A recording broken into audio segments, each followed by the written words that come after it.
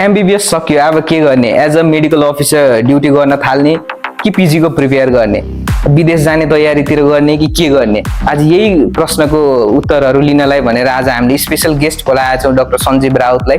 दाइसँग हामी बुझ्नेछौँ दाइ तपाईँले एमबीबीएस सकिसकेपछि हजुरको पहिलो डिसिजन चाहिँ के थियो नि? मेरो पहिलो डिसिजन त एमओको लागि जब खोज्नु थियो। एमओको जब सँगसँगै अरू एमओको जब सँगै अरू अपर्च्युनिटिजहरू अब मैले नेपालै बस्दा राम्रो कि अब बाहिर जाँदाखेरि राम्रो अनि त्यो अनुसारको एक्सपिरियन्स बोकेको मान्छेहरूलाई चाहिँ एकचोटि कुरा गर्छु त्यस पछाडि डिसाइड गर्छु भन्ने चाहिँ आज यही जर्नीको बारेमा कुरो गर्नलाई भनेर हामीले तेस्रो episode after MBBS what next भन्ने सिरिजमा लिएर आएको छौँ।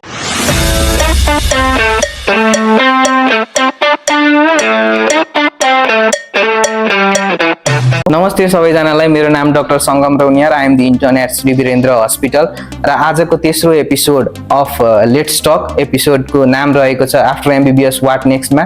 हजुर सबैजनालाई स्वागत छ। आजको स्पेसल गेस्ट हुनुहुन्छ हाम्रो doctor Sanjeev Raut who is an MO currently working as an medical अफिसरको। यो एपिसोडको स्पोन्सर हुनुहुन्छ drop which is a social media platform जसमा चाहिँ हामीले फोटोजहरू भिडियोजहरू सेयर गर्न सक्छौँ from one phone to with another फोनहरूमा गर्न सक्छौँ with the help of QR स्क्यानले गर्न सक्छौँ है।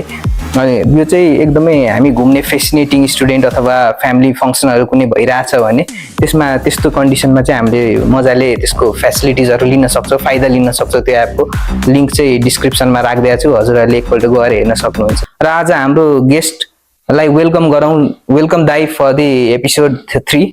Thank you so much. अब हजुरले आफ्नो बारेमा हाम्रो अडियन्सहरूलाई केही भनिदिनुहोस् न त। म चाहिँ doctor Sanjeev Raut currently working as an MO of Om hospital. म चाहिँ ओम हस्पिटलमा सर्जरी डिपार्टमेन्टको एमओ हो भने मैले अर्को ठाउँ चाहिँ गोकर्ण सिटी हस्पिटलमा काम गर्छु, त्यहाँ चाहिँ मैले इमर्जेन्सी हेर्छु होइन। अनि thank you so much Sangam भाइ मलाई इन्भाइट गरेकोमा। Really it's pleasure to be here. Thank you दाइ, हजुरले पनि आइदिनु भएकोमा मलाई पनि एकदमै खुसी लागेको छ। मेरो सिनियर दाइले मलाई हेल्प गरिदिनु भनेर आउनु भएको छ। अब धेरै मलाई मात्र भन्दा पनि मेरो अडियन्सहरूलाई पनि यसो केही जानकारी होस् भनेर आफ्टर एमबीबीएस धेरैजना भुलिराख्नु भएको हुन्छ, साथीभाइहरू भन्नु पर्ला होइन, यसरी भुलिराख्नु भएको हुन्छ। अब त्यसको लागि चाहिँ अब दाइले एउटा गाइडेन्स जस्तो गरिदिनुहुन्छ फर्दर हामीलाई पनि सजिलो होस् र अरूहरूलाई पनि सजिलो होस् भनेर। दाइ अब ठ्याक्क पहिल्यै इन्टर्नसिपकै बारेमा कुरो गर्नु पर्दाखेरि अब पुरानो कुरो एमबीबीएसकै सुरु गरेर गरौँ न। आजको main portion let's talk start गर्नुभन्दा अगाडि हजुरलाई एउटा सानो प्रश्न छ। आज हामीले चाहिँ जस्तो एमबीबीएसमा पढाइ हुन्छौँ नि 5th इयरसम्म पढेको नलेजहरू त्यो कतिको इम्प्लिकेसन गर्न सक्छौँ हामीले इन्टर्नसिपमा भन्ने कुरो? अब इन्टर्नसिप एज होल हामीले इम्प्लिकेसन गर्नको लागि नै बनेको कुरा हो होइन। 1 वर्षमा हामीले इन्टर्नसिपमा गर्नुपर्ने नै हामीले पढेको कुरालाई कसरी चाहिँ अब बिरामीमा हेर्ने अनि त्यस पछाडि बिरामीलाई हेरेर वर्कअप कसरी गर्ने, वर्कअप गरेपछि अब कसरी ट्रिटमेन्ट स्टार्ट गर्ने, म्यानेजमेन्टको पोर्सन, ट्रिटमेन्टको पोर्सन, इन्भेस्टिगेसनको पोर्सन त अब हामीले त्यसरी नगरिकन त थाहा हुँदैन। अब सिधै एज एन एमओ स्टार्ट गर्यो भने त हामीले अब के गर्ने भनेर त्यो एक्सपिरियन्स त आउँदैन हामीमा, त्यही भएर इन्टर्नसिप प्रोग्राम राखेको हो। अब एमबीबीएस को वेबाट जाने हो भने चाहिँ एमबीबीएसमा बेसिकसम्म अब एउटै कुरा पढाइ हुन्छ। अब 6वटा सब्जेक्ट कम्युनिटी मेडिसिन भनेको छ, त्यो 6वटा सब्जेक्टमा अब फुल प्याथोलोजी, फिजियोलोजी, एनाटोमी सबै पढेर त्यस पछाडि त्यसलाई चाहिँ क्लिनिकल्ली कसरी हेर्ने त। अब नर्मल कुरा पढेपछि एबनर्मल चाहिँ कसरी, एबनर्मेलिटिजहरू चाहिँ कसरी छुटाउने त। अब एउटै कुराको 3-4वटा डिफ्रेन्सियल डायग्नोसिस हुन्छ। अब फिभरको वर्कअप गर्नु पर्यो भने एक्युट फिभरको मेनी कजेस हुन्छ, क्रोनिक फिभरको मेनी कजेस हुन्छ। अब त्यसलाई वर्कअप गरेर त्यसलाई म्यानेजमेन्टमा अब हामीले त के गर्छौँ त इन्टर्नसिपमा भन्दाखेरि हामीले त अब सिम्टोमेटिक म्यानेजमेन्टमा जान्छौँ नि त। अब प्यारासिटामोल 1 ग्राम भनेको छ अनि त्यो दिने, त्यसरी चाहिँ अब इन्टर्नसिपमा चाहिँ पढेकै कुरालाई वर्कअप गरेर अनि त्यस पछाडि म्यानेजमेन्ट, एक्युट म्यानेजमेन्ट दिन सक्ने चाहिँ हामीले हुनुपर्छ र त्यो त्यसको लागि त अब बेसिक नलेज त चाहिहाल्यो। त्यही भएर फाइनल इयरसम्म पढेको कुरा त इन्टर्नसिपमा चाहिँ इम्प्लिकेसन त भइहाल्छ। त्यसमा पनि अब हामीले चाहिँ कजतिर चाहिँ कसरी जाने भनेर चाहिँ त्यो चाहिँ सिक्नको लागि अझै फर्दर पढ्नुपर्छ, फर्दर हामीले नलेज पनि गेन गर्नुपर्छ जस्तो लाग्छ मलाई। जस्तो दाइ हामीले इन्टर्नसिप गर्दा गर्दै हामीले जस्तो आफूमा केही डिफरेन्सहरू फिल हुन्छ त कि हामीले अलिक फरक पर्सन भएर निस्किने त्यस्तो केही? अफकोर्स हुन्छ, अफकोर्स। तिमी आफै भन न, तिमीलाई 3rd इयरमा तिम्रो प्यारेन्ट्सले फोन गरेर मलाई यस्तो भयो के गर्छस् भन्यो भने त तिमीलाई औषधिको डोजिङ पनि भन्न आउँदैन, न औषधिको नाम आउँछ। तिमीलाई के मात्र थाहा हुन्छ, फार्माकोलोजीमा पढाइ हुन्छ, 1-2वटा औषधिको नाम थाहा हुन्छ, तर तिमीलाई डोजिङ पनि थाहा हुँदैन, त्यसले साइड इफेक्ट गर्छ त्यसरी पनि सोच्दैनौ नि त। तर जब इन्टर्नमा काम गर्न थाल्छौ बिरामी हुन्छ एउटा सर्टेन रेस्पोन्सिबिलिटी आउँछ एड अन हुन्छ त्यस पछाडि तिमी अलिकति म्याच्योर पनि हुन्छौ त्यो अनुसार अब आएर रेजिडेन्ट दाइ दिदीहरूले गरेको म्यानेजमेन्ट हेर्छौ कन्सल्टेन्टले बोलेको अनुसार राउन्ड लिन्छौ राउन्डमा बसेपछि त्यो माइन्डसेट पनि डिफ्रेन्ट हुन्छ क्या अनि त्यो माइन्डसेट डिफ्रेन्ट हुन थालेपछि कस्तो हुन्छ तिमीलाई ट्रिटमेन्ट यो किन गरे त्यो किन गरेको यो किन राख्यो त्यो किन राखेन त्यस पछाडि तिमी साइड इफेक्ट पनि हेर्न थाल्छौ अनि त्यो अनुसार चाहिँ तिमी म्याच्योर हुँदै गएर इन्टर्नसिप छोड्ने बेलामा एमओमा चाहिँ तिमीले रेस्पोन्सिबिलिटी लिन सक्छौ त्यही भएर त्यो फेजबाट अब जुन इन्टर्नसिपको फेजबाट निस्किँदाखेरि तिमी म्याच्योर पनि हुन्छ एउटा कुरा अर्को कुरा तिमी म्यानेजमेन्टमा वर्कअप गर्न सक्ने पनि हुन्छौ र त्यसले चाहिँ तिमीलाई डिफ्रेन्ट बनाउँछ एउटा कन्फिडेन्ट दिन्छ भनौँ न भनेपछि हामीले एज अ इन्टर्नसिप सकिन लाग्दाखेरि एज अ डिफ्रेन्ट अथवा गुड डक्टर भएर हामी निस्किन क्यापेबल हुन्छौँ होइन राम्ररी इन्टर्नसिप गर्ने हो भने चाहिँ यदि इन्टर्नसिपमा एउटा जो अब म भनौँ न मेडिकल स्टुडेन्टले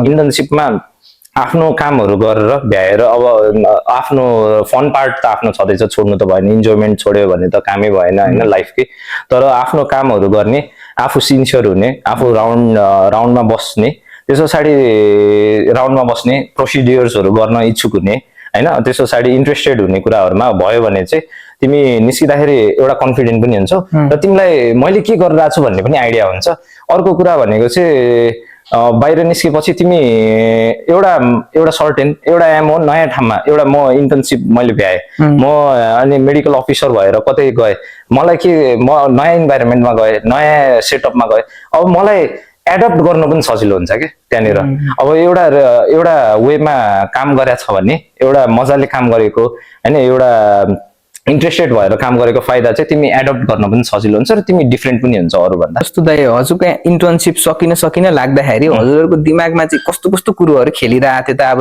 फ्युचर पर्सपेक्टिभको लागि भनेर एज अ एमओ ड्युटी गर्ने कि होइन एज अ पिजी पनि सँगसँगै प्रिपेयर गर्दै जाने कि एब्रोडको पनि कहिले काहीँ थिङ्किङहरू आइरहेको हुन्छ फेरि होइन त्यस्तो बारेमा हजुरले कसरी आफ्नो थिङ्किङहरू कसरी कन्ट्रोल गरिराख्नु भएको थियो अथवा प्रिपेयर गरिराख्नु भएको थियो अब सुरुमा त अब कस्तो हुन्छ भन्दाखेरि इन्टर्नसिप सकिनुको 3 months अगाडि आफ्नो इमिडिएट सिनियर्स होइन त्यस पछाडि अब सिनियर आफ्नो दाइहरू हुन्छन् नि त जसले आफूलाई सपोर्ट गरेर हुन्छन् आफूभन्दा सुपर सिनियर्सहरू हुन्छन् उहाँहरूले चाहिँ कता काम गरेर राख्नु भएको छ कसैले युएसएमएलई गरेर राख्नु भएको थियो कसैले पिजी दिएर रेजिडेन्सी स्टार्ट गरिसक्नु भएको थियो कोही मान्छे अब एमओ नै हुनुहुन्छ होइन एमओ एज एन एमओ अब दाइहरूलाई चाहिँ अब सोधेर फोन गरेर अब सोध्ने दाइ के गर्दाखेरि चाहिँ ठिक होला तपाईँ के सजेस्ट गर्नुहुन्छ अब एक्सपिरियन्स भनेको विथ टाइम पाउने कुरा हो अब मैले इन्टर्नसिपमै म यो गर्छु त्यो गर्छु भनेर त अब कसैको एडभाइस बिना त जान मिलेन मैले पनि त्यही गरेँ मैले 3 months बाँकी हुँदाखेरि मेरो सर्जरी पोस्टिङ बाँकी थियो लास्टमा मेरो सर्जरी पोस्टिङ थियो त्यस पछाडि मैले मेरो इमिडिएट सिनियर्सहरू अब भनौँ न अब नाम त के लिनु होइन इमिडिएट सिनियर्सहरूलाई कल गरेँ दाइ यस्तो यस्तो छ अब कता काम गर्दा हुन्छ भनेर सोधेँ त्यस पछाडि दाइहरूले चाहिँ के भन्नुभयो भन्दाखेरि अब सकेसम्म पाटन आइओएममा गयो भने एज एन मेडिकल अफिसर त्यहाँनिर अब गभर्मेन्ट जबमा गएपछि कस्तो हुन्छ गभर्मेन्टको एउटा वे देखिन्छ होइन त्यस पछाडि अर्को चाहिँ त्यहाँ गएपछि रेस्पोन्सिबिलिटी पनि बढी हुन्छ र त्यहाँनिर काम गर्दाखेरि पनि सिक्ने इन्भाइरोमेन्ट बढी छ भनेर भन्नुभएको थियो तर अनफर्चुनेटली मेरो टाइममा चाहिँ पाटनको इक्जाम सकिसकेको थियो मैले अप्लाई त गर्न पाइनँ त्यो बेला त्यस पछाडि मेरो आइओएमको पनि खुल्या थिएन त्यस पछाडि अब मेरोसँग अप्सन के थियो त भ्यालीभित्र कि त भ्याली बाहिर अब भ्यालीभित्र मेरो घर थियो त्यस पछाडि मैले चाहिँ प्राइभेटतिर गएँ होइन प्राइभेटमा मैले ओम हस्पिटलमा अप्लाई गरेँ ओम हस्पिटलमा बोलाउनु भयो सर्जरीमा त्यस पछाडि म त्यहाँ गएँ अनि अर्को चाहिँ गोकर्ण सिटीमा त्यहाँनिर पनि अप्लाई गरेको थिएँ त्यहाँ पनि बोलाउनु भयो त्यही भएर मेरो 2 ठाउँमा जब त भयो अनि मैले चाहिँ अब तिमीले सोधेको अनुसार अब त्यस पछाडि पहिले त जब आफ्नो फिक्स गर्नु पर्यो नि त अब म ठ्याक्कै निस्केँ अब हाम्रो नेपालको कन्टेक्स्टमा त्यही भन्न लाग्यो इम्पोर्टेन्ट पनि भएन एक वर्षको लागि सर्टिफिकेट पनि चाहियो मैले ठ्याक्कै त्यही भन्न लाग्यो भाइ अब नेपालको कन्टेक्स्टमा म निस्किने बित्तिकै मैले 1 वर्षको एक्सपिरियन्स त धान्नु पर्यो अब त्यहाँनिर 1 वर्षको एक्सपिरियन्स माग्छ पिजी गर्नको लागि मसँग अब पिजी एउटा मेरो त अप्सन हुन्छ नि हुन्छ जहिले पनि तिमी नेपालमा छौ अनि नेपालमा भएपछि अब तिमी रेजिडेन्सी स्टार्ट गर्न सबैले रेजिडेन्सी नै हेर्छ रेजिडेन्सीमा 1 वर्ष त एक्सपिरियन्स चाहियो त्यही भएर मैले फर्स्ट मेरो प्रायोरिटीलाई चाहिँ एमओ नै राखेँ एमओलाई राखेँ एमओ पनि अब भ्यालीभित्रै गर्छु भन्ने भ्याली बाहिरको पनि आफ्नो आइरा हुन्छ विज्ञापन आउँछ हेर्ने हो अप्लाई गर्ने हो त्यो अनुसार हुन्छ तर मैले अब यता अप्लाई गरेँ अनि अर्को चाहिँ अब करियर अप्सनतिर जाँदाखेरि चाहिँ फर्स्टमा अब बेस्ट अप्सन अब मैले हेरे अनुसार चाहिँ best option as a whole तिम्रो फ्यामिली ब्याकग्राउन्डै चेन्ज गर्ने, तिमी अब आफूलाई हायरमा लिफ्ट गर्नेहरू त अब यो बाहिर जाने नै भइहाल्यो अहिले। अब यसमा कि डिनाइ गर्न मिल्दैन होइन। युएस फ्यामिली एकचोटि म्याच भएर त्यहाँ स्टार्ट गरेपछि तिम्रो लाइफस्टाइलै छुट्टै हुन्छ, तिमी अपलिफ्ट पनि हुन्छौ। अब युएस फ्यामिलीमा अब स्टेप 1 स्टेप 2 स्टेप 3 हुने भइहाल्यो होइन। अब यो दिन अब कस्तो हुन्छ भन्दाखेरि यसमा चाहिँ कस्ट एउटा कुरा भयो र अहिलेको कन्टेक्स्टमा चाहिँ भिजा प्रब्लम एउटा कन्टेक्स्ट भयो होइन। भिजा धेरै रिजेक्ट भइरहेछ होइन, यो अब इयर पनि धेरैजनाको रिजेक्ट भएको थियो भने अब त्यो न्युज आउँछ। अब मलाई एक्ज्याक्टली त अब नम्बर्सहरू भएको भए बरु भन्न सक्थेँ मैले, नम्बर्सहरू मसँग त छैन, त्यही भएर मैले अब यसले उसले भन्यो भनेर भन्न मिल्दैन, फ्याक्ट्सहरू नै बोल्नु पर्यो होइन। अब मैले नम्बर चेक पनि गरेको छैन, तर मैले चिनेको मान्छेमा 2 जनालाई चाहिँ भिजा रिजेक्ट भएको छ। अनि त्यो भनेको चाहिँ एउटा डिसअपोइन्टिङ कुरा हो नि त। यदि युएस फ्यामिलीलाई प्रिपेयर गर्नु भनेको भाइ होइन, तिमीले आफ्नो 1-2 वर्ष 3 वर्ष एकदम ध्यान गरे जस्तो हो क्या, पढेर दिनु भनेको एउटा आफ्नो मेहनत हो र त्यसले फल दिँदैन भने एउटा मान्छेमा हुनुपर्ने कन्फिडेन्स लेभल पनि घट्ने अनि मनोविज्ञानमा पनि असर त पारि नै हाल्छ नि। अनि अर्को कस्ट पनि, अब तिमी इक्जाम मात्र रिजेक्ट भएर भिजा रिजेक्ट भयो भन्दैमा अब हेर न कति खर्च गरेको छ, 25-30 लाख त गयो, खर्च भइसक्यो हुन्छ। त्यही हो। अब बेस्ट अप्सन थियो। अर्को प्ल्याब 1 and 2 आफैमा। अब प्ल्याब 1 and 2 को चाहिँ मैले चाहिँ एउटा फेसिनेटिङ कुरा के थाहा पाएँ भन्दाखेरि हामी एनआइएचएसमा पढ्छौँ होइन, एनआइएचएस हामी गर्छौँ इन्टर्नसिप एसपिएचमा। अब हाम्रोमा चाहिँ अब हामी लुकअप टु गर्ने सिनियर्सहरू जो चाहिँ प्ल्याब दिएर अगाडि नै इन्टर्नसिपमा गर्नेहरू चाहिँ खासै भएन होइन। एउटा कुरा हामीले पनि त्यसो गर्न सकेनौँ। तिमीहरूले अब हाम्रो ब्याचमा 1-2 जनाले चाँडो गरेर गएको भए पनि तिमीहरूले पनि गर्थ्यौ, त्यो अनुसार चाहिँ भएन। तर मैले बाहिर हेल्पिङ ह्यान्डको म इक्जाम दिन जाँदाखेरि मेरो सँगैको एउटा इक्जाम दिने साथी उसले चाहिँ प्ल्याब 1 र 2 दिएर आइसकेको थियो भनेपछि बाहिरको मान्छे अलिकति फरवर्ड चाहिँ थियो। अब युएस फ्यामिली पनि 3rd 4th इयरमा कसैले 1 स्टेप दिएर बसिसकेका हुन्छन् कि हामी त्यतिको फरवर्ड चाहिँ हुनुपर्ने थियो, त्यो चाहिँ ल्याक भयो जस्तो लाग्छ मलाई होइन। अब प्ल्याब 1 र 2 गरेर त्यहाँनिर अब्जर्भरसिप बसेर पनि काम नपाउने चाहिँ अब अहिलेको चाहिँ मेन प्रब्लम भनेको त्यो जब अपर्च्युनिटी चाहिँ कम छ युकेमा होइन। त्यो त्यहाँनिर त्यो भयो। अस्ट्रेलियामा चाहिँ कस्तो हुन्छ भन्दाखेरि अब 1 र 2 स्टेप 1 र 2 टाइपकै हुन्छ, 1 र 2 होइन। अब 1 दिएर तिमीले जब पाउने त अब जब गर्न त मिल्छ तर त्यसरी खुल्ल्या हुँदैन अपर्च्युनिटी, एकदम सठिक भएर दिनुपर्छ इक्जाम। कुनै सिजन हुन्छ नि जहाँ चाहिँ जब खुल्छ त्यही सिजनमा दिनुपर्ने हुन्छ। जस्तो दाइ के अरे हामीले डिफ्रेन्ट कन्ट्रीहरूको अपर्च्युनिटी त भइहाल्यो होइन, त्यो कन्ट्रीको मेरिट्स र डिमेरिट्सको कुरा गर्नु पर्दाखेरि अब अस्ट्रेलियामा के पहिला अमेरिकामै गर्दा युएसएमएलकै कुरा गर्नु पर्यो भने पहिलो त कुरो 3-4 वर्ष हामीले इन्भेस्ट गर्नु पर्यो आफ्नो होइन, सँगसँगै एमाउन्ट पनि त्यतिकै धेरै नै 25 to 30 लाख लाग्यो। त्यहाँपछि रिजेक्ट भयो भने त्यसले मेन्टल प्रेसर अथवा मेन्टल कस्तो साइकेट्रिक प्रब्लमहरू त्यस्तो देखिन्छ भन्ने के हजुर डिमोटिभेसन हो, डिमोटिभेसनै भनौँ न। कतिको हुन्छ होला त स्टुडेन्टले एज अ मेडिकल स्टुडेन्टले ह्यान्डल गर्न सक्छ त त्यो प्रेसर? अब मलाई चाहिँ एकदमै आफूलाई हेर्दाखेरि चाहिँ एकदमै होइन सकिँदैन जस्तो पनि लाग्छ। 3 years जस्तो इन्भेस्ट पनि गर्यो, त्यहाँपछि एमाउन्ट पनि आफ्नो ठाउँमा छँदैछ है, त्यहाँपछि अनि ननिस्केर केही भयो भने त्यो कतिको डिमोटिभेटिङ हुन्छ भन्ने कुरो। अब हेर त्यो यो कुरा त मैले अब 1 र 2 3 दिएर अब मैले रिजेक्ट गरे भए मैले एक्ज्याक्ट इमोसनसँग भन्न सक्थेँ होला होइन। तर मेन कुरा भनेको त मैले अब त्यो यो थ्रुबाट त मैले अब जे सोध्छु त्यही अनुसार हुन्छ। अब मैले यसमा राखेर हेर्नुपर्ने भने चाहिँ मलाई रिकभर गर्न धेरै गाह्रो हुन्थ्यो भाइ होइन। अब हाउ पिपुल म्यानेज इट होइन। अब कोही पिपुल अब होइन म जसरी पनि जहाँ गरे पनि सकिहाल्छु भनेर सिधेरै अब थ्रु गएर सबै कुरा गरेर राम्रै गर्न पनि सक्छन् होला। तर यो क्वेसनको एन्सर चाहिँ जसले यो थ्रुबाट गएर राम्रो गरेका छन् लाइफमा या कोही डिमोटिभेट भएको छ भने चाहिँ अब यो कन्डिसनमा भएको मान्छेले नै भन्न सक्छ यसको एन्सर। म चाहिँ अब यसलाई यो इमोसन म त्यतिसम्म छैन मसँग भनौँ न। हामीले अब अस्ट्रेलिया भयो होइन, युके भयो अथवा अमेरिकै पनि भयो, युएसएमएली नै पनि भयो। अब यस्तोमा चाहिँ कुन ठाउँमा जाँदाखेरि कुन सब्जेक्ट लिँदा ठिक होइन। युके जाँदाखेरि प्रायः सर्जरी लिइरहेको हुन्छन् होइन, अब युएसएमएली गर्न जाँदाखेरि चाहिँ मेडिसिनै खोजिरहेको हुन्छ, न्युरो मेडिसिन अथवा अरू मेडिसिन। कुन ठाउँमा चाहिँ कुनको अपर्च्युनिटी राम्रो छ भन्ने कुरो बारेमा पनि अलिकति अब मैले यो रिसर्च गरे अनुसार होइन, अब आफूले एमओसिपमा त अब यो गर्छु त्यो गर्छु भनेर आफूले लागे अनुसार अब सुने अनुसार चाहिँ अब त्यो भन्नुपर्छ होइन। सुने अनुसार चाहिँ युएसएमएलीमा अब सबैले अब धेरैले म्याच गर्ने भनेको मेडिसिन, अब रेडियोलोजी मेडिसिन अनि पेडियाट्रिक्स देखेँ अब मैले चाहिँ मेरो अनुसार।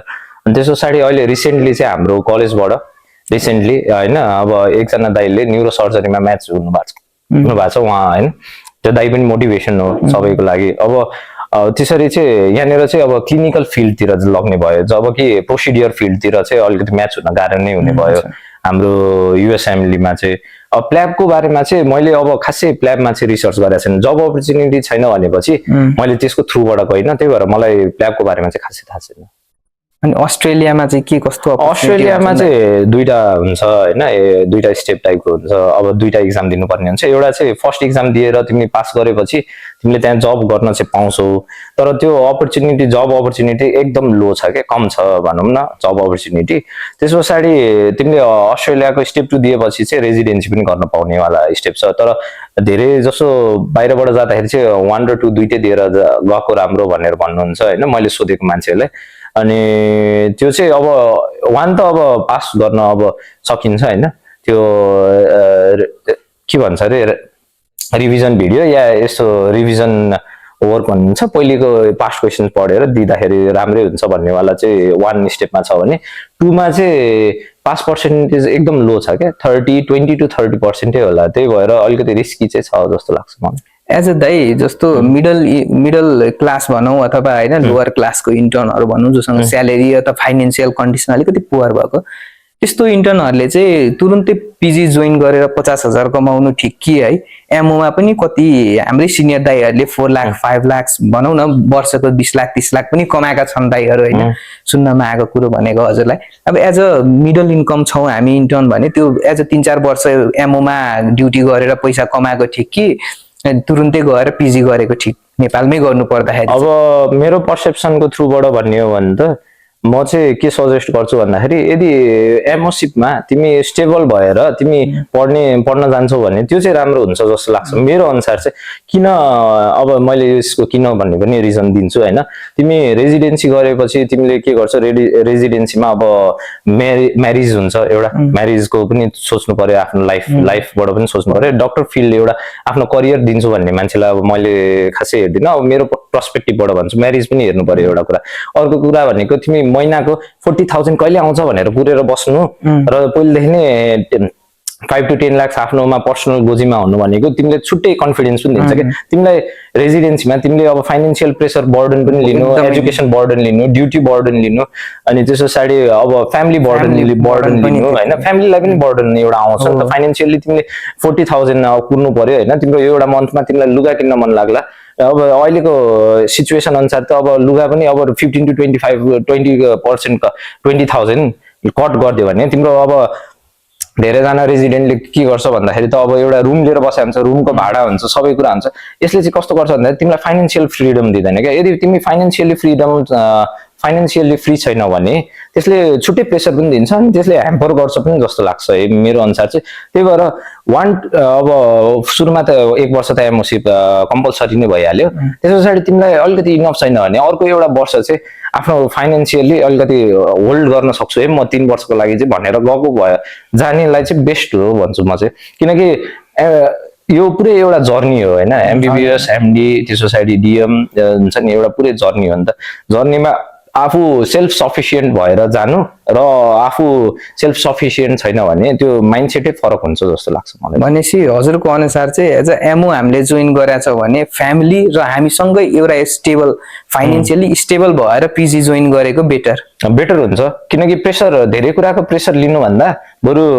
पढाइको प्रेसर लियो भने पढाइको प्रेसर लियो भने चाहिँ अलिकति बेटर हुन्छ होला किनकि करियर वाइज पनि आफ्नो पनि त करियर एउटा छुट्टै छ आफ्नो पार्ट पनि त हेर्नु पर्यो नि जस्तो दाइ अनि अब हामीले एज अ एमओ नै ड्युटी गरिरहेछौँ भने होइन कतिको ड्युटी गर्दा चाहिँ ठिक त अब 6 घन्टा गर्दा ठिक हुन्छ कि अलि ओभर टाइम गर्दा ठिक कि सँगसँगै पिजीको प्रिपेयर गर्दा ठिक होला कस्तो ठिक होला त अब भाइ होइन अब मेरो अनुसार चाहिँ अब मैले 7-8 मन्थ्स गरेँ होइन एमओ म चाहिँ 24 आवर्स ड्युटी गर्थेँ मैले उता ओममा पनि 24 आवर्स ड्युटी गरेँ त्यस पछाडि गोकर्ण सिटीमा पनि 24 आवर्स गरेँ होइन ओममा पेसेन्ट लोड बढी छ त्यही भएर 24 आवर्स गरेपछि मलाई 1 डे त रेस्टै गर्न चाहिन्छ होइन अब उता गोकर्ण सिटीमा अलिकति पेसेन्ट लोड कम छ त्यही भएर त्यहाँ रेस्ट गर्न त पाइन्छ होइन अब तर कस्तो हुन्छ भन्दाखेरि when you are in duty होइन, जब ड्युटीमा हुन्छ नि तिम्रो लाइट स्लिप हुन्छ क्या एउटा, तिम्रो स्लिप सफिसियन्ट हुँदैन जस्तो लाग्छ, एकल आउँछ कि भन्नेवाला हुन्छ नि, त्यो म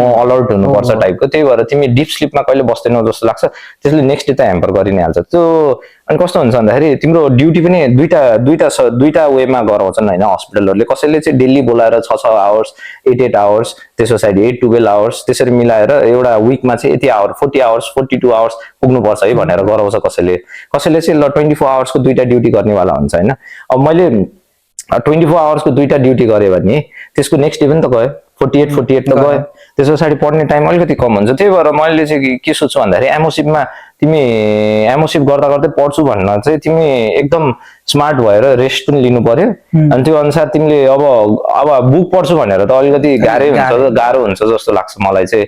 त्यही भएर एपहरू जस्तै अब क्वेसन एपहरू हुन्छ, अनि आफूले हेरेको केसलाई नै त्यही अब आफूले जुन केस गरिरहेको छ नि त्यहीबाट पढ्यो भने चाहिँ त्यो पढ्ने भनेको त्यो मात्र हो जस्तो लाग्छ, त्यसरी नै पढ्न सकिन्छ जस्तो लाग्छ। भनेपछि हामीले हस्पिटल बेस्डै भएर हस्पिटलमा ड्युटी गर्दा गर्दै खालीको बेलामा अलिअलि पढ्नु पर्यो, थ्रु अनलाइन सोर्सेसहरूबाट पढ्नु पर्यो, बुक लाने कुरो नि भएन, बुक लाने कुरा पनि एज अ एमओमा त्यसरी ड्युटीको बेला भ्याउँदा नि भ्याइँदैन जस्तो छ, ड्युटी प्रेसर हुन्छ। भनेपछि हामीले 1 वर्षको ड्युटी चाहिँ मजाले गरेर एज अ एमओ हाम्रो नेपालमा चाहिने डिग्री अनुसार अब सफिसियन्ट छ भने फाइनेन्सियल कन्डिसन इन्टर्नको सफिसियन्ट हुन्छ भने त्यो 1 वर्षको स्यालेरीले त्यो पछि चाहिँ हामीले 3 वर्ष बरु घरै बसेर 3 वर्ष हुन्छ 3 महिना घरै बसेर पनि प्रिपेयर गर्दा अनि त्यसपछि एक्जाम दिँदा ठिकै होला हैन? ठिकै हुन्छ।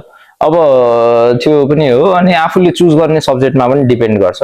तिमी मेडिसिन चुज गर्छौ भने तिमीले 6 month to 7 month आफूलाई दिनुपर्छ जस्तो लाग्छ मलाई चाहिँ, किनकि मैले अब आफ्नो सुपर सिनियर पनि हैन, इमिडिएट सिनियर दाइ दिदीहरू त हुन्छन् हैन, मैले पनि दाइ दिदीहरूसँग कुरा गर्दाखेरि मेडिसिन पढ्नको लागि चाहिँ अलिकति र्याङ्कमा आउनु पर्यो, आफूले अब रेडियोलोजी छानेछ भने त्यो भन्दा पनि र्याङ्कमा आउनु पर्यो, त्यो अनुसार चाहिँ आफूले त्यो अनुसार प्रिपेयर गरेर जाँदाखेरि त अब टाइम लाग्छ। अब एमओसिपमा बसेर तिमी क्वेसन मात्र सल्भ गरेर त जाँदैन, अनि त्यस पछाडि तिमीले के गर्छौ त अब धेरैको आफ्नो स्ट्राटेजी हुन्छ, कोही क्विज अब त्यो इजी इन्ट्री भन्ने बुक हुन्छ हैन, 2टा भोल्युममा छ, त्यसमा अब सुरुदेखि नै क्वेसन गर्दै गर्दै गएर अनि बेसिकबाट जान्छ, कोही अब प्रेप म्यारोबाट गर्छ, कोही अब फर्स्ट एडलाई आफ्नो फर्स्ट बुक बनाएर त्यस पछाडि भिडियो हेर्दै जान्छन् हैन, त्यो आफ्नो प्रिपेरेसन छ। तर प्रिपेरेसनलाई पनि टाइम त चाहियो नि त। अब एमओ तिमी आफै सोच न, तिमी पढ्न जान्छौ हैन, तिमी पढ्छौ एउटा टपिक अनि 24 आवर्स त्यो पुरै काम गरेर आउँछौ, त्यो टपिक रिभिजन गर्नु भन्दा तिमी स्लिपमा जान्छौ, फेरि अनि एक दिन पढ्छौ, फेरि अनि यो दुईटा साइकलले चाहिँ तिमीलाई एउटा भनौँ न त्यो सर्टेन लेभलको कन्फिडेन्स पनि दिँदैन होला एउटा कुरा त। अर्को कुरा चाहिँ कस्तो हुन्छ भन्दाखेरि तिमी त्यो रिभिजन गर्न नपाएपछि बिर्सिन्छौ पनि के, किनकि एउटै कुरा पढिरहेछौँ होइन, त्यही नै बिर्सिरहेछौँ भनेपछि कन्सोलिडेसन गर्ने टाइम छैन भने त अब अलिकति गाह्रै बनाउँछ जस्तो लाग्छ मेरो अनुसार चाहिँ। भनेपछि हामीले कुन सब्जेक्ट चोइस गर्ने विचार छ हैन, एज अ पिजी हामीले कुन पर्स्यु गर्ने विचार छ त्यही अनुसारको हाम्रो प्रिपरेसन टाइम पनि त्यही अनुसार हुनुपर्छ। मेडिसिन छ, रेडियो छ, चोइस गर्ने छ भने त्यही अनुसारको हाई प्रिपरेसन हुनु पर्यो, सर्जरीहरू छ अथवा अरु लो तलको चुज गर्ने सब्जेक्टहरू छ भने अलिक कम गर्दा नि भयो। त्यो अनुसार टाइम म्यानेजमेन्ट गर्नुपर्छ, स्मार्ट हुनुपर्छ जस्तो लाग्छ। स्मार्ट म्यानेजमेन्ट गर्नु, टाइम म्यानेजमेन्ट एकदम हाम्रोमा अहिले यो बेसिक र क्लिनिकल भनेर छ नि त, बेसिकमा माइनर सब्जेक्टहरू फिजियोलोजी फार्माकोलोजीहरू, त्यसको लागि चाहिँ 1 year एक्सपिरियन्स हुँदैन है, चाहिँदैन हामीलाई 1 year एक्सपिरियन्स भनेर चाहिँ क्लिनिकललाई मात्र चाहिने हो। अनि अब जस्तो एज अ हामीले एमओ गरिरहेछौँ अनि हामीले एक्जाम पनि दियौँ सीईको, अनि कसैको नन क्लिनिकलमा आयो भने त्यो मान्छेले पर्स्यु गर्दा कस्तो होला त्यो सब्जेक्टहरू? अब यसको बारेमा मलाई खासै मार्केटको न्युजहरू त अब खासै थाहा छैन होइन, अब यसरी मैले हेरेको त छैन, तर अब मेरो अनुसार जाने भने चाहिँ अब मैले अब जुन वेमा मान्छेहरूले पढेको मान्छेहरूलाई सोद्धाखेरि चाहिँ कस्तो भन्नुहुन्छ भन्दाखेरि अब कसैले पढाइ हुँदैन, खासै धेरै मान्छेले पर्स्यु गरे हुँदैन, त्यस पछाडि कस्तो हुन्छ लेक्चररको पनि स्कार्सिटी हुन्छ होइन, त्यस पछाडि अब 6वटा सब्जेक्ट छ नि त, अब एनाटोमी, फिजियोलोजी, अब बायोकेमिस्ट्री होइन, प्याथोलोजी, माइक्रोबायोलोजी, अब यहाँनिर चाहिँ लेक्चररहरूको पनि एउटा स्कार्सिटी सर्टेज एउटा हुने भइहाल्यो। अर्को कुरा चाहिँ अब यो फिल्डबाट गएर लेक्चरर मात्र त होइन, प्रोफेसरसम्म जान मिल्छ, प्रोफेसर भएपछि छुट्टै कुरा हुन्छ होइन। त्यस पछाडि यो करियर वाइज यदि प्यासनेट छ भने केही कुरामा, अब तिमी मलाई पढाउन प्यासनेट छु म होइन, एउटा कुरा पढाउन, अर्को कुरा मलाई त्यो सब्जेक्ट वाइज पनि माथि जान सक्छु, पिएचडी गरेर, पिएचडी नभनौँ न प्रोफेसर्सहरूको लेभलमा गएर अब एचओडी हुने, त्यस पछाडि त्यो अनुसार स्यालेरी वाइज ठिकै छ, तर आफूलाई चित्त बुझाउन सकिन्छ कि सकिँदैन। अब डक्टर भनेर छिरेपछि अब के हुन्छ, पेसेन्टसँग त डिल गर्न मन लाग्छ नि त सबैलाई। अब त्यो छोडेर मलाई पढाउनेतिर प्यासनेट छु होइन, म यसरी पनि जान्छु भन्यो भने करियर वाइज नट ब्याड हो भन्छु म चाहिँ। जस्तो हामीले एज अ पिजी नै जोइन गर्नु पर्यो भने पनि होइन, हामीले सब्जेक्ट त म्याटर गर्यो कुन सब्जेक्टमा इन्ट्रेस्ट छ त्यही अनुसार हामीले प्रिपेयर गर्नु पर्यो है। हस्पिटल चाहिँ कतिको म्याटर गर्छ नि, अब यो हस्पिटलमा जोइन गर्ने कि नगर्ने, एउटा हस्पिटलमा पेसेन्ट फ्लो होइन कम हुनसक्छ, एउटामा बेसी हुनसक्छ, कुनै सरकारी हुन्छ कुनै प्राइभेट हुन्छ, कस्तो खालको हस्पिटल चाहिँ हामीले चुज गर्दाखेरि हाम्रो पर्सि अलिकति नलेज पनि पछि बढ्ने, पिजीमा पनि सजिलो हुने, राम्रो डक्टर भएर निस्किने। अब मैले खासमा काम गरेको त प्राइभेट हस्पिटल हो जहाँ चाहिँ एमडी पढाइ हुँदैन होइन, तर मेरो एक्सपिरियन्स त अब इन्टर्नसिपमा अब आफूले अब रेजिडेन्सीमा के चाहिन्छ भनेर हेर्नको लागि चाहिँ, एक्सपिरियन्स लिनको लागि या सोधपुछ गर्दाखेरि सबै कुरा अब छाउनीमै गरे हो, एसपिएचमै गरे हो। अब एसपिएच अनुसार चाहिँ अब एसपिएचमा को एक्सपिरियन्स अनुसार कुरा गर्दाखेरि होइन, अब एउटा त पेसेन्ट फ्लो चाहिने हाल्यो होइन, पेसेन्ट नै हो, बुकै पेसेन्ट हो भनेर कुरा हुन्छ नि त, योर पेसेन्ट इज बुक भन्ने इज योर बुक टाइपको कुरा हुन्छ। अब तिमी हाम्रोबाट फिल्डमा हेर्दाखेरि अब सर्जरीमा हाम्रो राम्रै छ, किनकि सर्जरीको पेसेन्ट पनि आएर हुन्छ, त्यो अनुसार ट्रिटमेन्ट पनि गरेर राख्नु, प्रोफेसर पनि हुनुहुन्छ अनि स्टाफ अब सबै कुरा सिकाउनुहुन्छ भनेपछि अब त्यो फ्याकल्टी त एउटा फ्याकल्टी चाहियो मेन त, someone you look up to चाहियो है। फ्याकल्टीमा एकजना चाहिँ म यस्तो भन्छु भन्नु पनि पर्यो, एउटा लुक अप टु गर्ने मान्छे चाहिहाल्यो। अर्को भनेको चाहिँ के चाहिन्छ भन्दा पेसेन्ट चाहिहाल्यो, तिमीलाई बुक त चाहियो, अब सिक्नु पर्यो सबै होइन। अनि त्यस पछाडि थर्ड कुरा चाहिँ पेसेन्ट फ्लोको कुरा भइहाल्यो होइन, अनि थर्ड कुरा चाहिँ स्किल्स पनि चाहियो, अर्को इन्ट्रेस्ट पनि चाहियो होइन।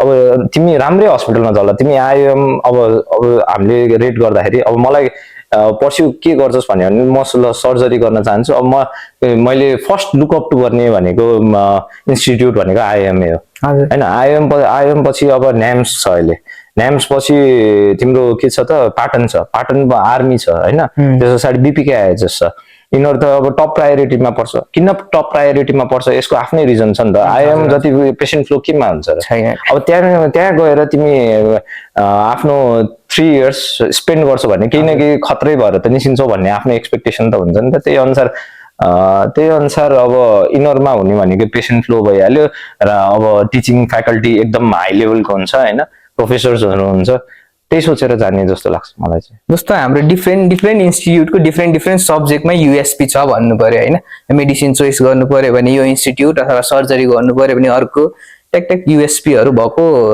कलेजमै हामीले सकेसम्म पायो भने बेटर। सँगसँगै फ्याकल्टीहरू पनि फ्याकल्टी एकदम म्याटर गर्छ। तिमीलाई अब कोही टिचरले तिमीलाई एकदम भ्याल्यु गरेर उसको एक्सपिरियन्स तिमीलाई दिन खोजिरहेछ भने तिमीले लियो भने त सरको एक्सपिरियन्स आफ्नो हातमा पनि भयो, आफूले मेहनत पनि त्यही अनुसार गर्यो र पेसेन्टलाई त्यो एक्सपिरियन्स तिम्रो नलेज सबै कुरा पेसेन्टमा पनि अब तिमीले इनपुट गर्दै होइन, आफूलाई एक्सपिरियन्स झन् बनाउँदै गयो भने त तिमी बेस्ट भएर निस्किने चान्सेस आयो हुन्छ। तर कुनैमा अब फ्याकल्टी त्यो लेभलको हुनुहुन्न, अनि त्यस पछाडि पेसेन्ट फ्लो त्यो लेभलमा छैन भने तिमीले सिक्छौ के त? त्यो फ्याकल्टी मेन कुरो कस्तो भन्दाखेरि दाइ, अब हजुरले सपोज जोइन गर्नुभयो अरे होइन, अनि त्यहाँको फ्याकल्टीले पनि यसो फ्रेन्डली भएर सिकाउने खालको फ्याकल्टी भयो होइन, मजाले डिस्कस गर्ने यो केसको बारेमा, यो यस्तो यस्तो हो, यो यस्तो होइन भनेर डिस्कसन गरेपछि त्यो हामीलाई पनि फ्रुटफुल हुन्छ। सिमिलर केस आयो भने पछि हामीले म्यानेज गर्न नि सक्छौँ होइन। अब त्यसरी अब प्राय कस्तो हुन्छ भन्दा डिस्कस पनि नगर्ने, you do this thing directly order टाइपको भयो भने चाहिँ फेरि अनि त्यसमा अनि हामीले नलेज ग्यादर गर्न त हाम्रो त्यतिको पुगिसक्यो हुँदैन नि त। फर्स्ट इयर रेजिडेन्सी नै भने पनि त्यस्तो खासै नलेज त हुन्न त्यतिखेर, अनि इन्स्ट्रक्सन बेस मात्र भयो भने चाहिँ त्यो प्रोडक्टिभ हुँदैन जस्तो कि लाग्छ मलाई चाहिँ है।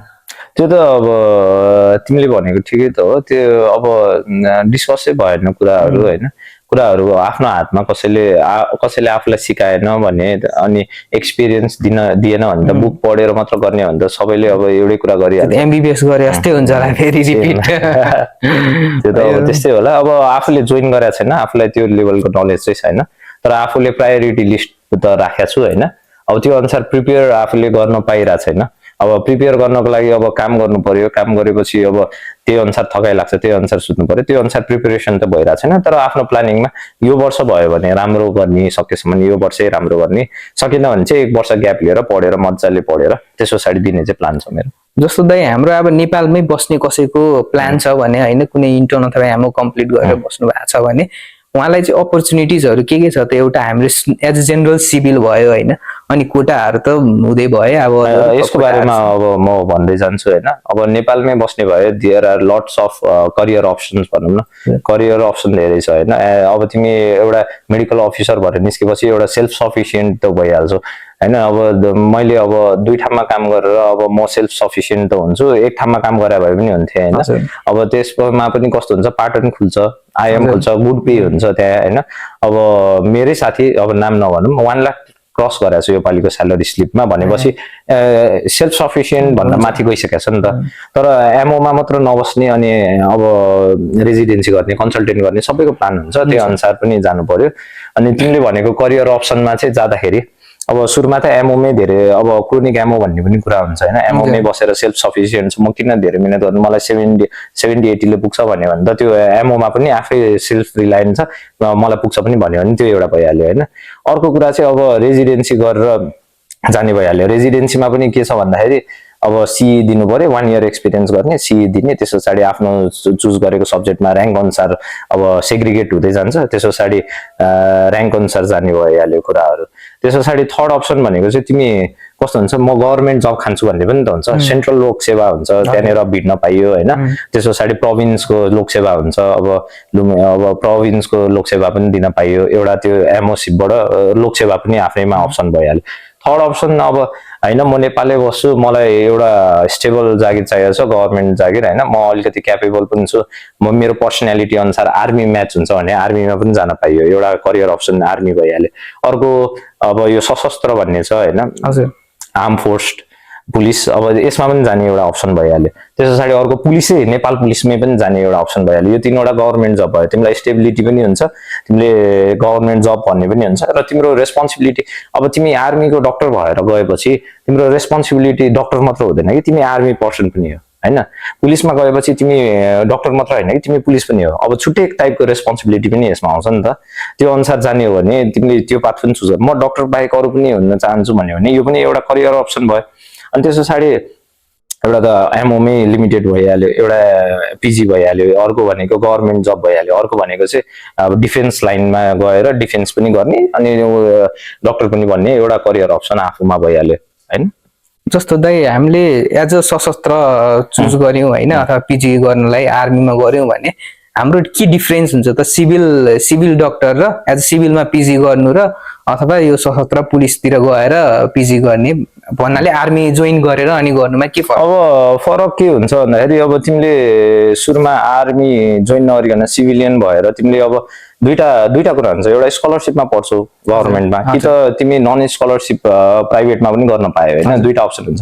प्राइभेटमा गर्यो भने तिमीले अब जुन कस्ट अब तिमीले 20 to 25 लाखमा गर्ने भन्छ होइन, मैले अब आफूले पे नगरेसम्म थाहा हुँदैन एक्ज्याक्ट कति हो भनेर। अब प्राइभेटमा गर्यो भने तिमीले 3 इयर्स गर्छौ, त्यस पछाडि तिमी आफूले अनुसार तिमी चुज गर्छौ, अब हस्पिटलहरू खोज्छौ, अप्लाई गर्छौ, त्यस पछाडि छिरेर त्यो काम गर्न थालिहाल्छौ। गभर्मेन्टमा गर्यो भने चाहिँ तिमीले 3 इयर्स गर्छौ, त्यस पछाडि 2 इयर्स बन्डिङमा तिमी कतै गएर त्यो सर्भ गर्छौ, त्यस पछाडि तिमी फ्री हुन्छ, 5 इयर्स भइहाल्यो। यो एउटा अप्सन भयो। अब तिमी अहिले स्टार्ट गरे, मैले अहिले पिजी यो वर्षमै स्टार्ट गरेँ भने मेरो 3 इयर्समा त पिजी सकिन्छ होइन। तर कस्तो हुन्छ, आर्मी छिरेपछि चाहिँ अब आर्मीमा अब 4 to 5 इयर्स पछि पिजीमा अब उहाँहरूले नै पठाउनुहुन्छ, आर्मीले आफैले पठाउनुहुन्छ होइन। तर 4 to 5 इयर्स चाहिँ तिमी एज एन एमओ काम गर्नु पर्यो। त्यो एउटा ड्रब्याक्स भनौँ न, ड्रब्याकै हो भन्छु म चाहिँ होइन, किनकि तिमी करियरमा त होल्ड भयो नि त। 4 to 5 इयर्स एमओ भनेको नट अ जोक नि त, 4 to 5 इयर्स होल्ड नै भयो। अब आर्म फोर्समा कति इयर्स लाग्छ त्यो एक्ज्याक्टली मलाई थाहा छैन होइन, पुलिसमा कति इयर्स लाग्छ मलाई एक्ज्याक्टली चाहिँ थाहा छैन। अब आर्मीमा चाहिँ 4 to 5 इयर्स लाग्छ भन्छ। तर आर्मीको गुड पार्ट के छ भन्दाखेरि तिमीलाई मिसन पठाइदिन्छ नि त, मिसनबाट you will bring some amount of money होइन, जसले चाहिँ तिमीलाई स्टेबल्ली त राख्ने भयो फाइनेन्सियली। त्यो चाहिँ एउटा गुड पार्ट चाहिँ छ। अनि जस्तो हामीले एज अ आर्मी नै जोइन गर्यौँ भने पनि कति बाहिरकोलाई त नथाहा होला नि त, पर्सपेक्टिभ मात्र जान्न खोजेको हजुरसँग। त एज अ आर्मी जोइन गर्यौँ हामीले अथवा पुलिस अफिसर जोइन गरेर अनि बल्ल हामीले मेडिकल पर्स्यु गरिरहेछौँ भने हामीले एज अ पिजीको ड्युटीहरू मात्र गर्नुपर्छ कि आर्मीको पनि नर्मल ड्युटिजहरू गर्नुपर्छ के कस्तो हुन्छ? अब त्यो त सिचुएसन अनुसार हुन्छ भाइ होइन। अब आर्मी भनेको बोर्डर कन्फ्लिक्टमा हुने मान्छेहरू होइन, इन्टरनल कन्फ्लिक्टमा पुलिस हुने भयो। आर्म फोर्स भनेको अब छुट्टै उनीहरूको आफ्नो हुन्छ होइन। अब जस्तै अब वार भयो, एट द वार टाइम्स भनेको आर्मी मेन हुन्छ, मेन लाइन आर्मी नै भइहाल्यो होइन। त्यति बेला अब मेडिक्सले त अब म जचाउने म डक्टर मात्र हो भन्न त मिलेन, उसले पनि आर्मीको वर्दी लगाएको छ भनेपछि उसले पनि गएर त्यहाँनिर अब कस्तो हुन्छ प्रमोसन वाइज जान्छ होइन कुराहरू, त्यो अर्डर अनुसार प्लानिङ अनुसार। अब मेडिकल टिमले आफ्नो त्यो गर्ला, तर मेडिकल छोडेर पनि आर्मीको पनि त काम गर्नुपर्ने हुन्छ, अब लिड गर्नुपर्ने हुनसक्छ होइन। एज अब तिमी हायर द पोस्ट होइन, hire the post you can lead भन्ने टाइपको। आर्मीमा हामीले जोइन गरिसक्यौँ भने हामीले आर्मीको पनि काम परे गर्नुपर्छ। अफकोर्स डक्टर छु भनेर बिर्सेर आर्मीको काम पनि गर्नुपर्ने हुनसक्छ, अथवा पिजीकै एज अ डक्टर पनि हामीले काम गर्नुपर्ने। एज अ डक्टर तिमी त काम गरि नै हाल्छौ, तर once you wear the dress भनौँ न, त्यस पछाडि तिम्रो आर्मीको रेस्पोन्सिबिलिटी चाहिँ छुट्टै आउँछ, त्यो त हुन्छ नि। भनेपछि हाम्रो अपर्च्युनिटिजहरू भनेको एउटा आर्मी भयो, आर्म फोर्स भयो होइन, अनि police officer as a police officer गएर पनि त्यताबाट यो भनेको 3टा पर्स्यु भयो, ठ्याक्क भयो होइन। त्यहाँपछि एज अ सिभिल छँदैछ, सिभिलियन, अनि अथवा लोकसेवाबाट पनि जान सक्छौँ। हाम्रो अपर्च्युनिटी भनेको नेपालमा यति भयो होइन। अनि जस्तो एजेन्सिजहरूमा एज अ एमओ जब गरिरहेको हुन्छ नि, त्यस्तो गर्दा चाहिँ के ठिक होला कि नहोला? अब यसको बारेमा मलाई खासै नलेज त छैन एजेन्सिजहरूको बारेमा होइन। अब मैले निक साइमन भन्ने एउटा खुल्या थियो अस्ति भर्खर मैले हेरे अनुसार, उहाँहरूले चाहिँ अब दुर्गमहरूमा पठाएर एमओहरूलाई एक्स्ट्रा एमाउन्ट पे गर्नेवाला कुरा गरेको थियो। अब त्यो कस्तो छ मलाई थाहा छैन, एउटा निक साइमन सुने हो। अनि अर्को यसो एनजिओ आइएनजिओहरूमा कामहरू डक्टरहरूको हुन्छ होइन, अब त्यसमा कति पे गर्छ मलाई त्यो पनि थाहा छैन। अर्को क्याम्पहरूमा पनि गरेर हुन्छ, अब यही हो अब मैले सुनेको त। अब कस्तो के हुन्छ चाहिँ थाहा छैन खासै। जस्तो हामीले त्यस्तो एनजिओ आइएनजिओहरूमा गरेको एज अ 1 इयर गरे हुन्छौँ नि, त्यसको पनि सर्टिफिकेट एज अ हामीले एक्सपिरियन्स देखाउन सक्छौँ होइन त सीईको लागि पछि? यसको एक्ज्याक्टली चाहिँ मलाई थाहा भएन, मैले यो चाहिँ मेरो नलेजमा चाहिँ भने हाम्रो जस्तो सीईको क्राइटेरिया अनुसार 1 year experience as a MO गर्नु पर्यो। As an MO 1 year experience हुनु पर्यो। अब 1 इयरमा तिमीले 6 मन्थ एउटा हस्पिटल, 6 मन्थ अर्को हस्पिटलमा भयो भने भ्यालिड भइहाल्यो, तर रनिङ डेटदेखि अर्को 1 इयरमा चाहिँ ग्याप देखिनु भएन। 1 इयर चाहिँ कम्प्लिटै हुनु पर्यो क्या तिमी एमओको। जस्तो नेपालको अपर्च्युनिटिजहरू त बुझ्यौँ होइन, हामीले अब युएसएमएलको बारेमा पनि धेरै कुरो जान्यौँ होइन। अब पर्सनल अब ठ्याक्क युएसएमएलकै रोड म्याप त हजुरलाई पनि त्यति उन होला। अब यस्तो अब अप्लाई गरेर फर्स्ट स्टेप दिएपछि अब अलिकति त्यसको बारेमा नलेज त हुन्थ्यो, तर मैले चाहिँ अब मेरो पर्स्यु गरेको दाइहरू हुनुहुन्छ दुईजना अब नजिकको दाइ, उहाँहरूबाट जे सुने हो त्यही भने मैले होइन, पर्स्यु चाहिँ गरेको छैन। दाइ जस्तो अब मेरो पर्सनल कुरो गर्दा अथवा मेरो इन्टर्न कलिगहरूको कुरो गर्नु पर्दाखेरि आज हाम्रो अब सकिन इन्टर्नसिप सकिन नि लागिसक्यो है, कतिजनाको सकि नै सक्यो आज। अब यो इन्टर्नसिप सकेपछि चाहिँ के गर्ने, एज अ एमओ कता ड्युटी गर्ने, के गर्ने भन्दा एकदमै डिलिमा भइरहेछ है। अब हजुरले के इन्साइट दिनुहुन्छ कि यसको बारेमा? अब मैले चाहिँ के भन्छु भन्दाखेरि अब हाम्रो कलेज अनुसार कुरा गर्दाखेरि अब डिफ्रेन्ट ब्याकग्राउन्ड होइन, एउटा त ब्याकग्राउन्ड डिफ्रेन्ट ब्याकग्राउन्ड भइहाल्यो, अर्को डिफ्रेन्ट ठाउँबाट मान्छेहरू हुन्छ नि त। अब कोही हुन्छ अब तराईबाट आएर हुन्छन् होइन, कोही पहाडबाट आएर हुन्छन्। अब सबैजना काठमाडौँको त मान्छे होइन, यो स्कुल जस्तो होइन होइन, डिफ्रेन्ट ठाउँबाट पढेर डिफ्रेन्ट घरमा होइन, धेरै टाढाको मान्छेहरू पनि आएर हुन्छन्। अब उनीहरूले चाहिँ के डिसाइड गर्नु पर्यो त, सुरुमा डिसिजन मेकिङ के, अब भ्यालीभित्रै बसेर काम गर्छु या भ्याली बाहिर जान्छु, म आफ्नो ठाउँमा जान्छु, यो एउटा डिसिजन बनाइहाल्नु पर्यो। बाहिर जाने भनेपछि त्यही अनुसार त्यहाँनिरको हस्पिटलहरू के छ, अपर्च्युनिटी कति छ त्यहाँनिरको स्यालेरी सबै बुझ्नु परिहाल्यो। अनि त्यो अनुसार एमओ ल म नेपालगञ्जबाट भयो भने म नेपालगञ्जको हस्पिटलहरू हेर्छु होइन, त्यहाँनिरको के कस्तो अपर्च्युनिटी छ, कुनमा राम्रो छ, के राम्रो छ, अहिलेदेखि नै बुझ्न थाल्ने एउटा त्यो भइहाल्यो। म भ्यालीभित्र बस्छु भनेपछि अब मेरो अब इमिडिएट सिनियर्सहरू जस्तै म नै भइहाल्यो, अब अरू सिनियर्सहरू डिफ्रेन्ट हस्पिटलमा काम गर्नुहुन्छ, कुन चाहिँमा राम्रो छ, त्यहाँनिर जब अपर्च्युनिटी छ कि छैन। तिमी अब काठमाडौँ भ्यालीमा म बस्छु भनेर बस्यौ तिमी होइन, सपोज, तर तिमीले जब पाएन भने त तिमी फ्रस्ट्रेसनमा जान्छौ नि त। त्यही भएर त्यसको लागि चाहिँ सुरुमा वर्कअप गर्नु स्टार्ट गरिहाल्नुपर्छ कि। अब वर्कअप भन्नाले काठमाडौँमा के अपर्च्युनिटी छ, जब अपर्च्युनिटी छ कि छैन, या मेरो घरतिर जब अपर्च्युनिटी छ कि छैन, यहाँ र त्यहाँको कम्पेरिजन। र म फ्यामिलीसँग बसेर नै अब ठिकै छ, म फ्यामिलीसँग बस्छु, काम गर्छु, त्यस पछाडि घरमा मम्मी ड्याडीले खाना हेरिदिइहाल्नुहुन्छ, यो गरिदिइहाल्नुहुन्छ, त्यसलाई मेरो लागि पुगिहाल्छ। अब काठमाडौँमा बस्नु पर्यो भने, बाहिरको मान्छे छ भने त अब घर छैन भने त कोठा हेर्नु पर्यो, कोठा पनि हेर्नु पर्यो नि त, एउटा त्यो पनि डिफिकल्टी हो। कोठा हेर्नु पर्यो, त्यस पछाडि खोज्नु पर्यो त्यो बारेमा, अनि त्यस पछाडि जब खोज्नु पर्यो होइन।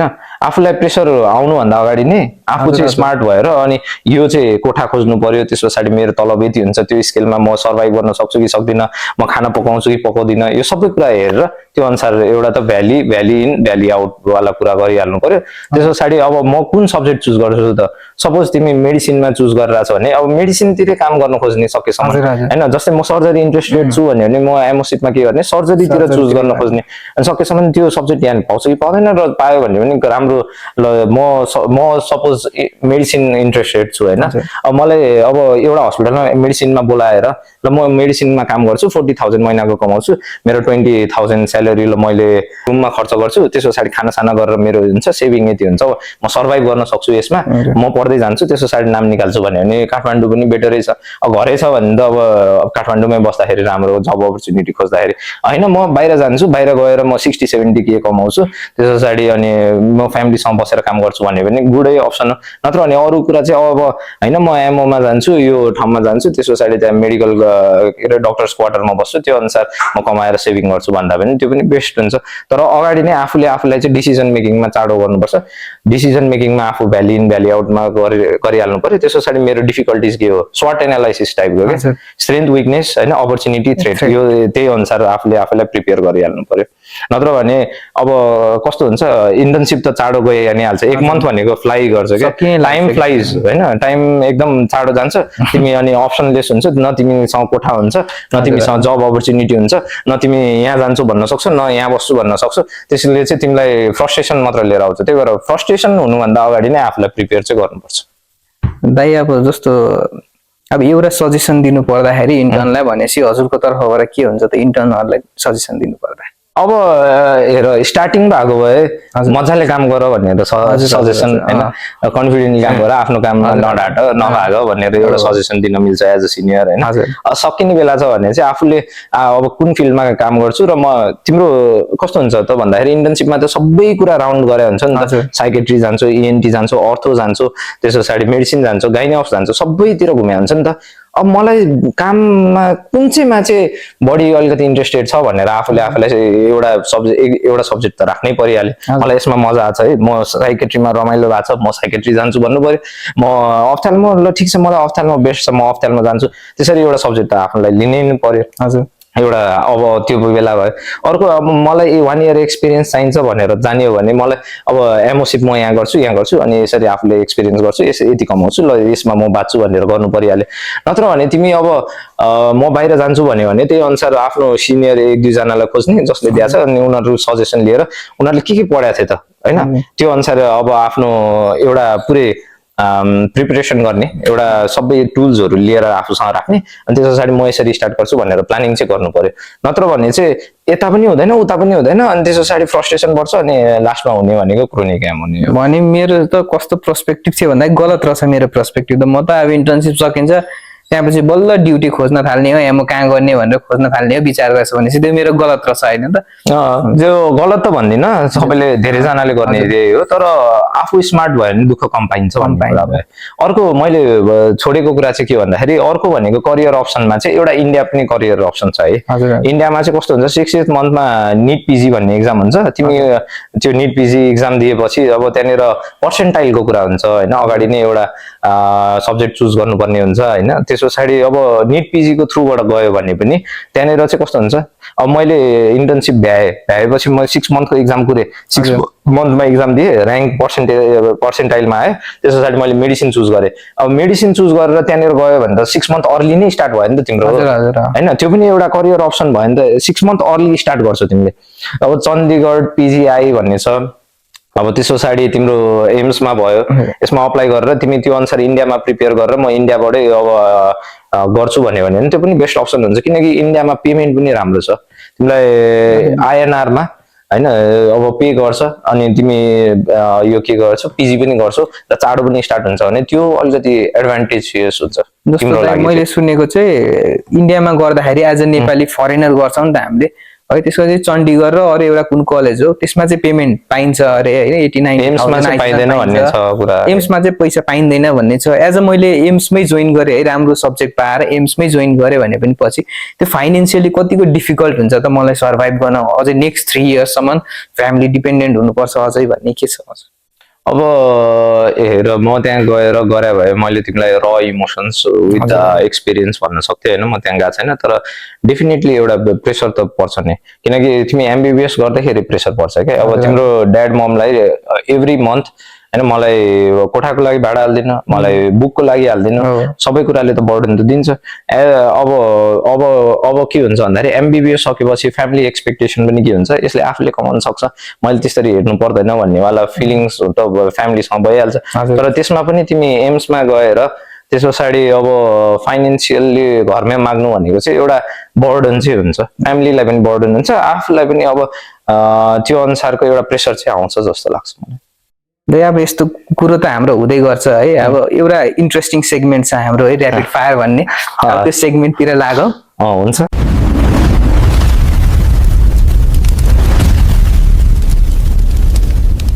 गाइज अब हामी जाँदैछौँ ऱ्यापिड फायर सेगमेन्टतिर। अब हामीले प्रश्न सोध्नेछौँ 10 वटा, त्यसको टाइम भनेको 4 to 5 सेकेन्ड हुन्छ दाइ, त्योभन्दा धेरै पाउनुहुन्न हजुरले। ऱ्यापिड 1 थटमा जे आउँछ एन्सर ठ्याक ठ्याक पनि है त दाइ।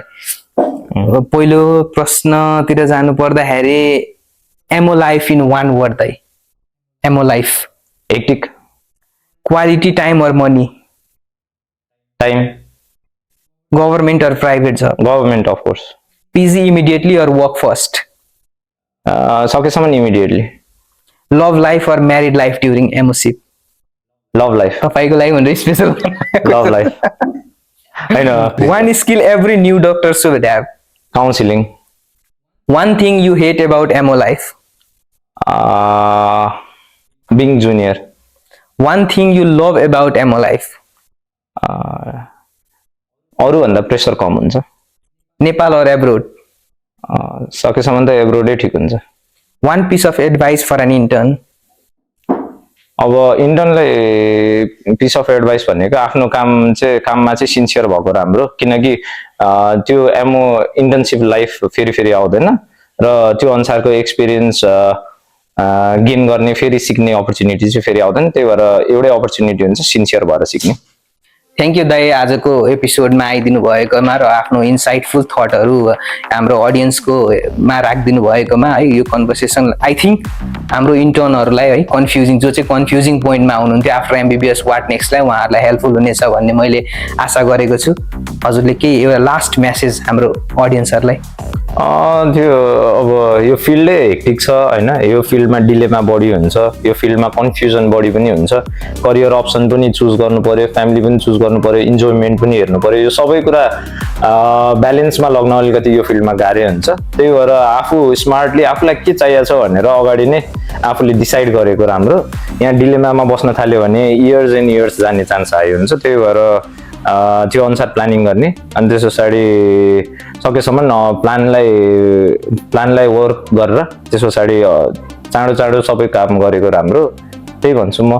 अरूको कुरा चाहिँ thank you so much Sangam है, thank you so much for calling me and inviting me, it's been pleasure to be here and share my thought. Thank you so much for giving me a platform to share my thought. Thank you. Thank you दाइ। यसरी आजको तेस्रो episode let's talk with doctor Sangam episode after MBBS what नेक्स्टलाई हामी conclude गर्नेछौँ। Until next time हजुरहरूले हेर्दै गर्नु होला and don't forget to like share and subscribe guys thank you यो एपिसोडको स्पोन्सर हुनुहुन्छ ड्रप लिङ्क चाहिँ डिस्क्रिप्सनमा राखिदिएको छु हजुरहरूले एकपल्ट गएर हेर्न सक्नुहुन्छ one skill every new doctor should have in MO यसमा के भन्ने यार मैले one skill every new doctor should have during MOship स्किल्समा काउन्सिलिङ ल त्यही भन्दैन न सुरुदेखि फेरि सोध ल सुरु thank you so much Sangam ए दाइलाई त भन्नै बिर्से त त्यही त भन्दैछु ल फेरि गर न के फेरि सुरुदेखि गर न यसमा के सोध्ने हो अब यसो गर न एमओमा अब कता गरेको राम्रो हुन्छ त्यस्तो टाइप